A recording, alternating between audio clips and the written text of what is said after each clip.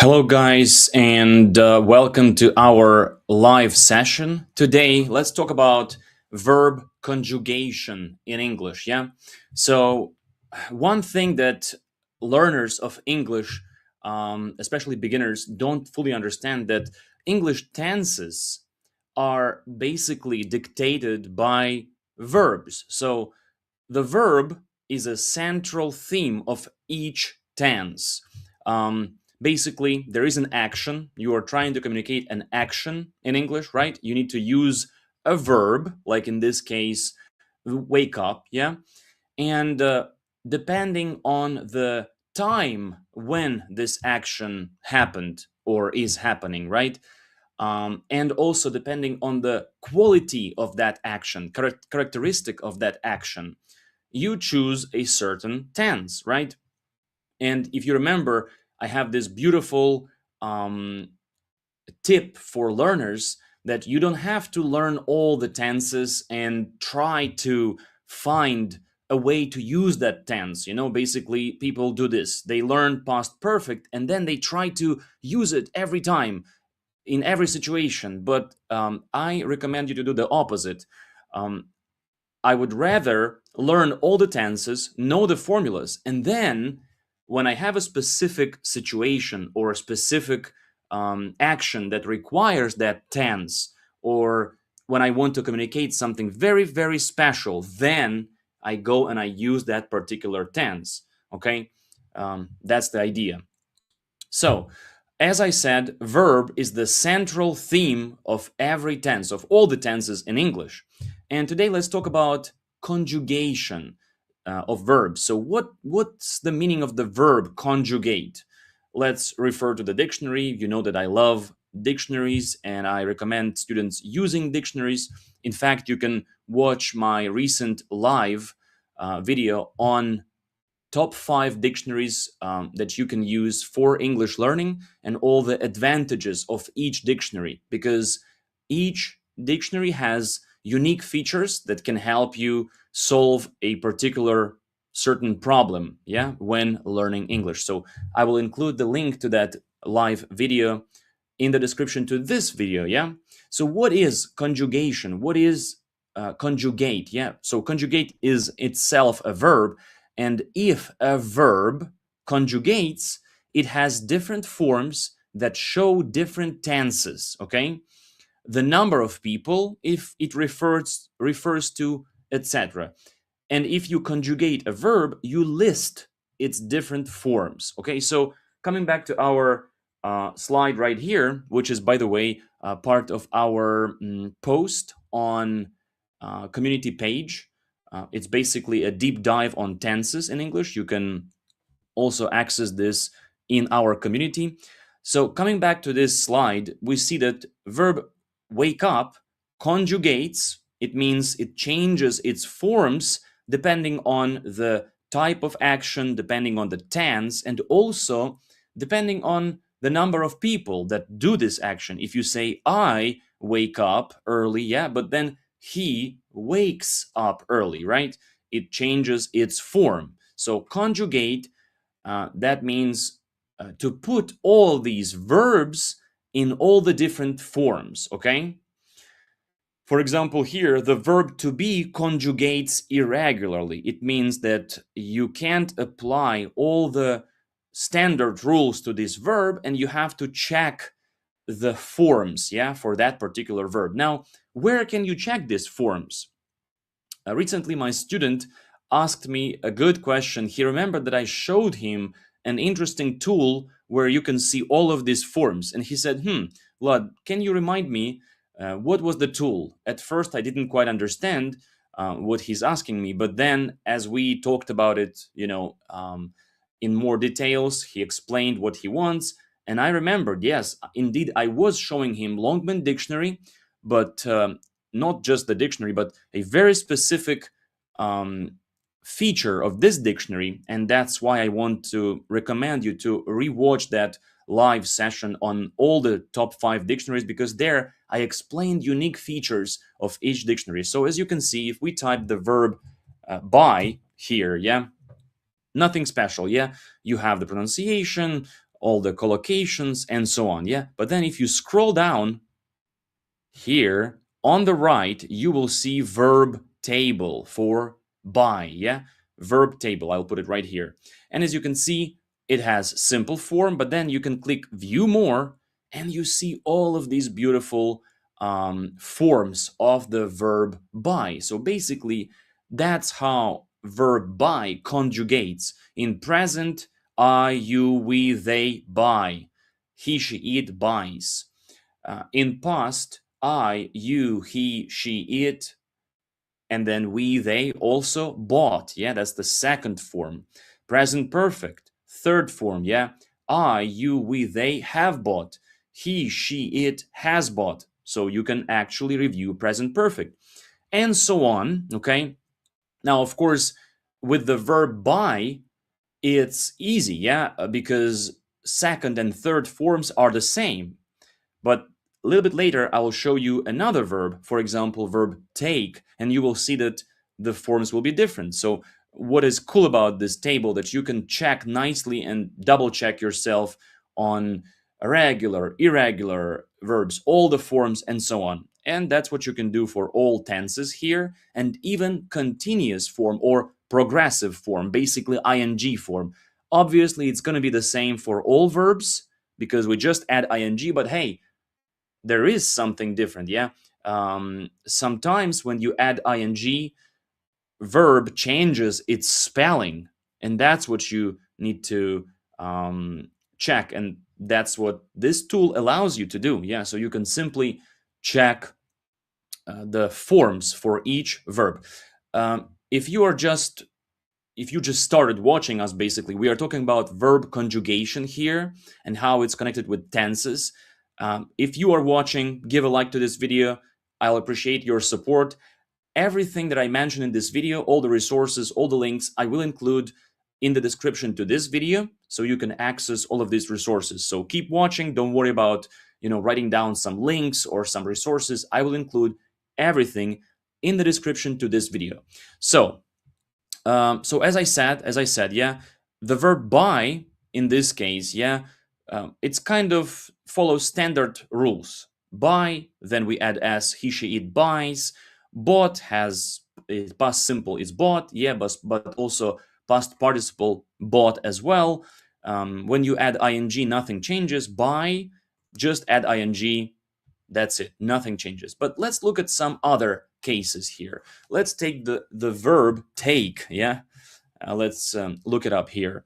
And then as you looked it up, then just scroll down here and you will see verb table. Yeah. As I mentioned before. Now, what happens here? Standard rule: take, takes. Yeah. Just adding s to it. But when you click view more, you see that past tense is took, but then present perfect or all perfect tenses, you have I have taken. And that's how in one place, in one basically resource, you can check all the forms and see how the verb conjugates. Yeah. Past perfect had taken, future will take, future perfect will have taken, and so on. And continuous form, look, take, yeah, take was with an E. Now E is dropped, and taking, you add ing. So that's really cool. You can quickly check also the spelling of these forms. If you are not sure, take, what happens with E when we add ing? You can check that. Yeah. Let's take just one extra verb, last one here, and then I will show you another really great tool that kind of does the same but offers even more information. So let's check the verb run. Okay, run. Scroll down here, verb table. By the way, just wanted to remind you that we are using Longman Dictionary. And yes, I talk about this dictionary and all the advantages of the dictionary in my recent video, deep dive on top 5 dictionaries, yeah, that you can use for English learning. And it's so cool because every dictionary has its own unique features, unique advantages, yeah, that you can use to learn English faster. So I will include that link to the recent live session in the description to this video. All right. So the verb run, as you can see, Quite standard here, run, adding s runs, but then you see that past form is ran, so you say I ran, you know, 5K yesterday, for example, yeah? But then present perfect, again, run. So we go from run, ran, run. That's very important. Then if you scroll down here to the continuous form, you see that n doubles here. You see? So that's why it's such a good tool, spelling all the forms, everything about that particular verb. And who can tell me, maybe in the comments below, who can tell me why n is doubling here? Why do we double n there? And in what cases we need to double um, that last letter of the verb, okay? Who can explain that? Just in a few words in the comments below, if you can do it. And if not, I will talk about this rule in the end of this video, okay? So wait till the end of the video and we'll talk about that, all right? You'll get the answer. All right, so what is really nice about this tool that you can do that with any verb, literally. Yeah, just type the word verb, yeah, sleep, for example, yeah, sleep, and you can see the same, right? Literally any verb. And that's what makes Longman Dictionary so unique, because whatever you do, whatever verb you type here in a search box, you can just scroll down and see all the forms here. Don't forget to click view more to open the full list and to see all of these verbs, okay? Now, if this is good, and it is good, yeah, because you can check any verb, then wait until I show you this tool. This one is called Verb Conjugator, and you can have it on your phone as well, but you can just use it on a website. So what do we see here? Okay, we see when we type the verb here, like to buy, yeah, for example, we see irregular verb. It clearly tells us it's an irregular verb, buy, bought, okay? Then you see all the tenses for all the forms written without any shortenings, yeah, without any contractions, yeah? So you see present form, present continuous, past form, past continuous, yeah? You might see here some linguistic terminology, but just recognize this. But these are past perfect continuous.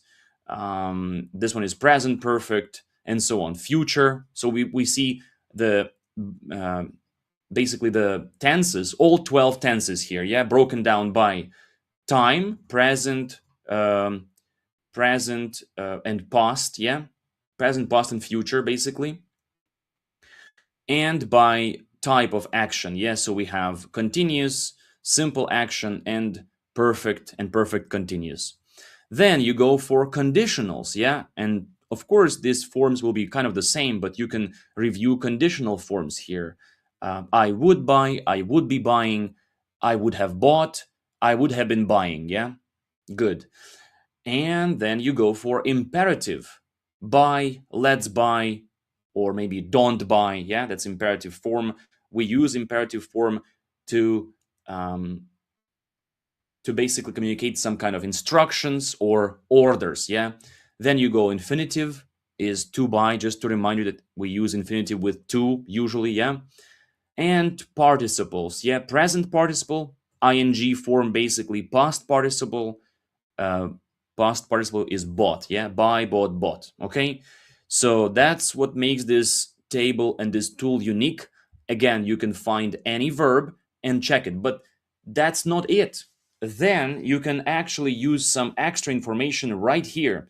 Other forms, questions. Can you imagine? You can see all the questions, and if you click here, you see all the forms for that verb in question form. Yeah, did I buy? Am I buying? Is she buying? Is he buying? Where are we buying? Yeah, and so on. Conditionals: would I buy? Would I be buying? Would I have bought? So just for you to nicely review all the tenses, all the forms, you can use this verb conjugator. Not only that, you can also go to modal verbs. For example, let's go for would. Yeah, I would buy, I would be buying, and so on. I would have been buying, even that. Yeah, negation, negative form, interrogative form, basically question form. Yeah, and so on. Then let's check another modal verb, must. Yeah, you must buy, I must be buying, and so on. Yeah, just to show you all of these features. And then, as you noticed in the previous pages here, you didn't notice uh, female. Yeah, it just says he is buying. Yeah, well, they have here female gender, and it just changes to she, but of course it's the same. He, she, it functions the same in English. Then one last thing you have here is contraction. So you can actually, you see, it's like a toggle, like a feature. You can turn it on or remove contraction and see how verbs are contracted in English for each tense, for each form.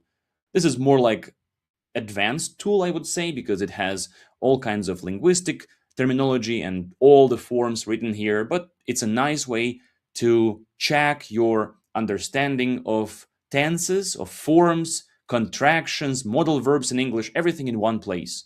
And you can also see your last verbs you used and most frequent verbs. So you can quickly check that. And as you can see, okay, we can easily see right here if it's a regular or irregular verb. And that's what unique about this tool. It just got me thinking that, you remember, guys, I mentioned that I'm going to post, to make a post in the community about irregular verbs in English. And yes, there is a complete list of regular verbs. At least they claim so, that that list is a full list and you can see all the regular verbs there. But honestly, some verbs have some kind of prefixes used with them. For example, take, took, taken, but then you have overtake, overtook, overtaken. Now, if you are an intermediate level learner, you understand that it follows the same logic. But if you are a beginner and you see the verb overtake, and then you just don't know what to, like, what kind of verb it is, you will not find it on the complete list of regular verbs, because it's like derivative, yeah, form of the verb take. And basically there are some rare words that maybe will not be on the most complete list of irregular verbs. So what you can do is just type that verb here, let's say overtake, and let's test our theory here. Yes, we have that verb right here. Okay, and even if that word is not listed on the most complete list of irregular verbs, you can always double check it here. Now, why do we need to do that in the first place? Well, because very often we are confused. Okay, we need to make a present perfect tense or past tense. So is it a regular verb? Follows the regular pattern? We just add ed, like here, like with the word work. We just say I worked, yeah, and it's a regular verb. It says here, I worked, yeah. But then, okay, what about the word regret? Well, it's a regular verb, okay. How about the word widen? Again, regular. But then the verb get, obviously, is irregular, yeah. So just to make sure you understand this correctly, this is a tool where you can check any verb, literally any verb, and it can, and the website says that it's an irregular verb or it's a regular verb. Okay, I think that's enough about verbs. So use Longman, go down and see verb table here, or use verb conjugator. I will again include all the links to this resources in the description to this video. Conjugation. We talk about conjugation today. So how to conjugate a verb and what is uh, to conjugate. It means that verb is put in all of the forms, all possible forms that it can take, depending on tenses or the number of people it refers to. Okay, that's why conjugation is so important. Coming back to our first post here, yeah, first slide, tenses. Yeah, tenses are governed by verbs.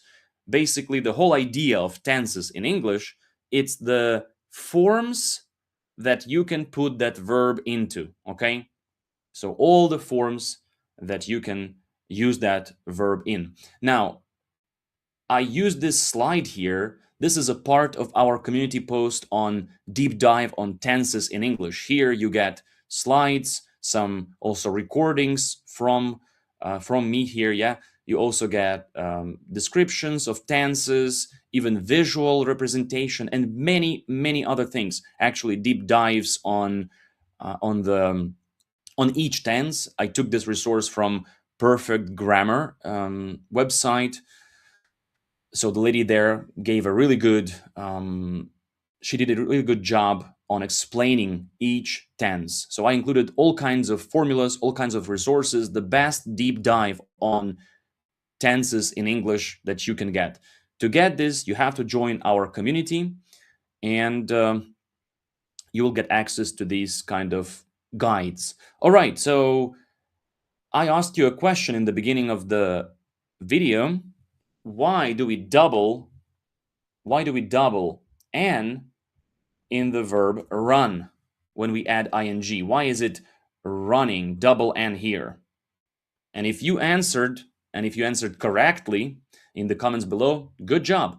But if you still not sure and you didn't know the answer and you still don't know the answer, let me answer that. So we double n in irregular verbs when we add ing, and we also double n in regular verbs when we add ed, like the verb stop, for example. Yeah, as you can see, stopped and stopping, double p. Why? Because when the infinitive of the verb ends in consonant letter, vowel, and then again consonant, okay? C, W, C, consonant, vowel, consonant, yeah?